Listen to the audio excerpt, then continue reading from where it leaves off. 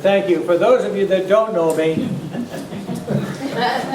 I'm Stedman Seavey. My wife and I own the market, Burrells Market down the street.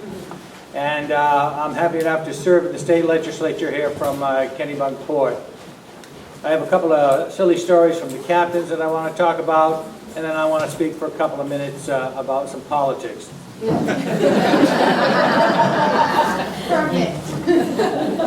But first, however, I just want to say that I'm very, very pleased that the family asked me to say a few words today to honor Burrell's life. And I am honored to do so.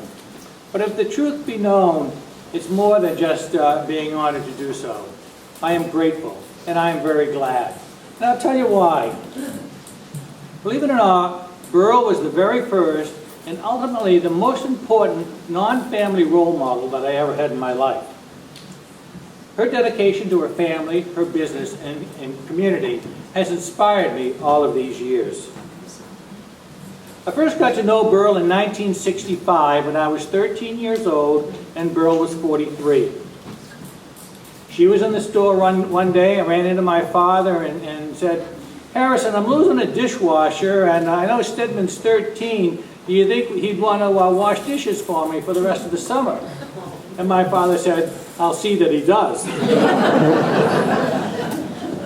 When a teenager gets his first summer job, it's so important. I think it's the first step into adulthood. It's really, really important. She was the best boss that a person could be. She was patient and understanding, at least to me anyway. I marveled at her hard work, her long hours, and wondered what did she do for fun. Her example of those long hours and hard work, however, is sort of the one thing I wish I hadn't taken from her all these years later. Now I wonder what I do for fun. I worked for her for only 2 years, but I have 3 quick stories that I want to tell you about. One week in August, Eddie and I would bet on every Red Sox game. Above his lobster station where he kept his cups, you know, he'd put in a nickel. If the Sox won the particular day, he'd put the nickel in. If the Sox lost, I'd put the nickel in. Well, the Sox back in '65 were playing like the Red Sox today. I put in a lot more nickels than he did. I tell you, it only lasted a week because every day during that week, somebody sent back a lobster stool from the restaurant with a nickel in the bottom of their soup. Burrell put a kibosh to that pretty quick. And of course, you scolded Eddie and not me.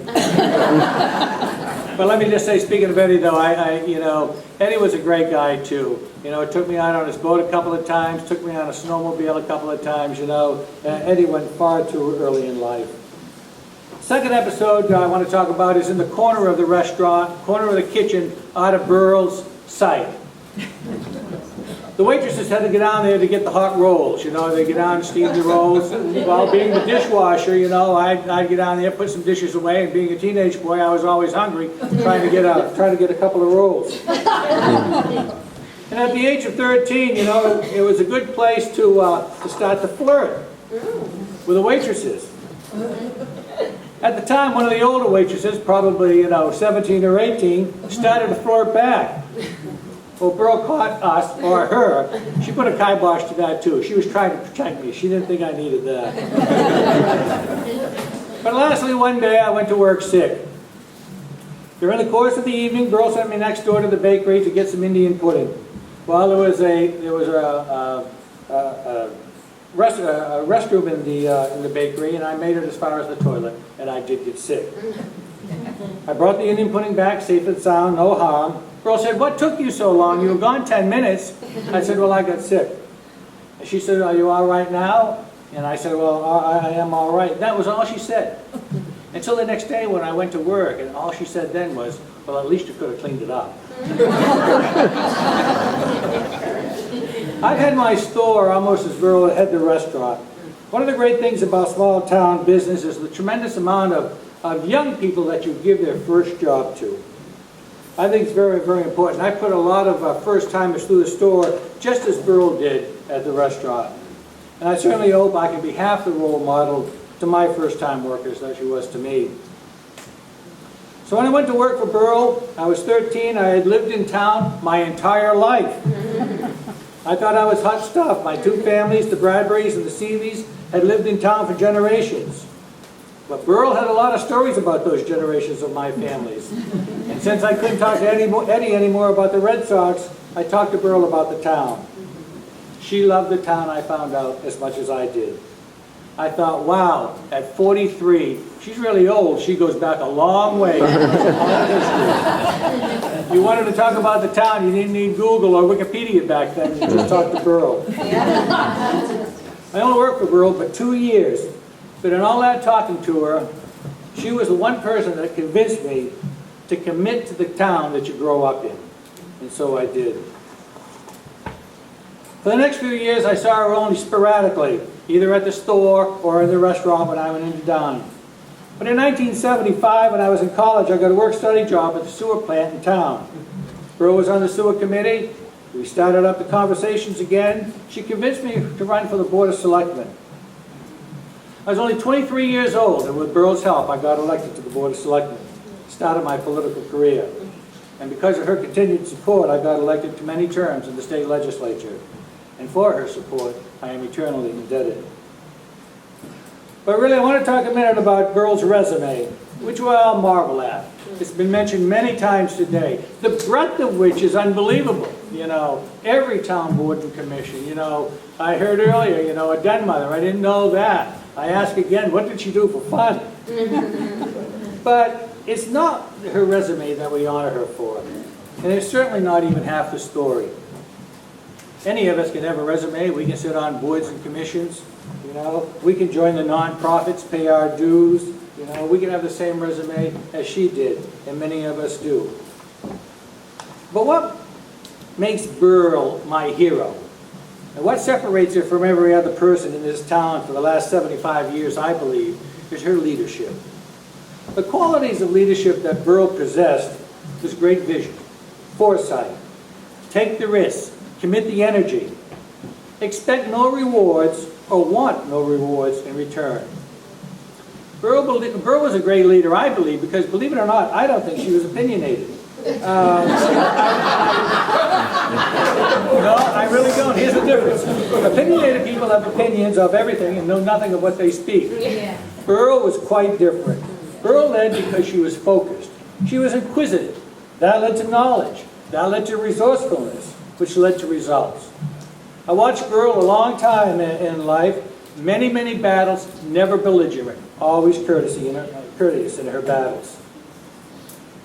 She fought many battles on many years, many issues in town.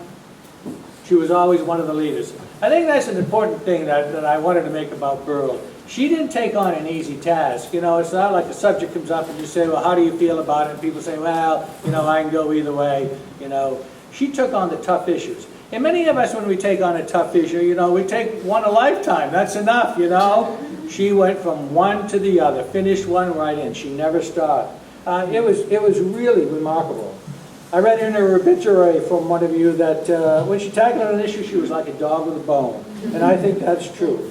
And these were not easy issues. You know, I mentioned earlier consolidating the schools, you know, in town into one school. And you can laugh about it now, but truly back then, you know, people from Cape Porpoise or the Townhouse or the Goose Rocks would say, I am not sending my kids all the way over to the port to go to school, you know, and now look at us now. We have to send them to the other side of York County. On the sewer issue, you know, we needed a sewer system in town. Then years later, we needed to expand the Goose Rocks Beach. Burrell was a large part of both. Again, it's not an easy issue. These were very decisive issues for the town at the time. You know, people would say, I'm going to have to pay a sewer fee. It's going to cost me thousands of dollars to hook up to the sewer. And worse yet, we'll have thousands of people from away that's going to not be able to move in, you know. Burrell knew we needed a sewer. We got the sewer. The police department, another issue. In the late 60s and the early 70s, very divisive. Probably, in my remembering, the most divisive issue we had. We had early on, when I was a kid, we sort of went from a part-time constable immediately into an agency that resembled the Gestapo. So, you know, Burrell took on the issue. She went in there. You know, she got it straightened out. And probably since the mid-70s, you know, we've had the best police department over the last, with 3 or 4 different chiefs of any town in southern Maine, you know. But that's her greatness, doing, not acting. Tough issues, one after another. Ironically, during all of our time in town together, I only served with Burrell on one town committee, the Administrative Code Committee, which is like the Constitution for the town. It's a minor committee, and we make recommendations to the town manager or selectmen, which are usually ignored. But this was very, very recent, just a few years ago. Burrell wasn't 43 anymore. She truly now was an old lady. But she never lost her common sense, her forward thinking, or her vision for a better community. She had lost the fire in her belly and the wind in the sails, however. I just want to close by, again, thanking the family for helping me celebrate a life well lived. A life that will certainly benefit us all and all of our children for years to come. I'm 63. I'm half again as old as Burrell was when I first met her, and only 2/3 as old as she was when she died. And I remember a lot of people in town over the course of my life. Lincoln Spencer, Woody Stevens, Monty Tyndale, Arthur Lombard, Julia Howard. More recently and currently, Matt Lanigan, Jackie Kellett, Sheila Bull, Tom Bradbury.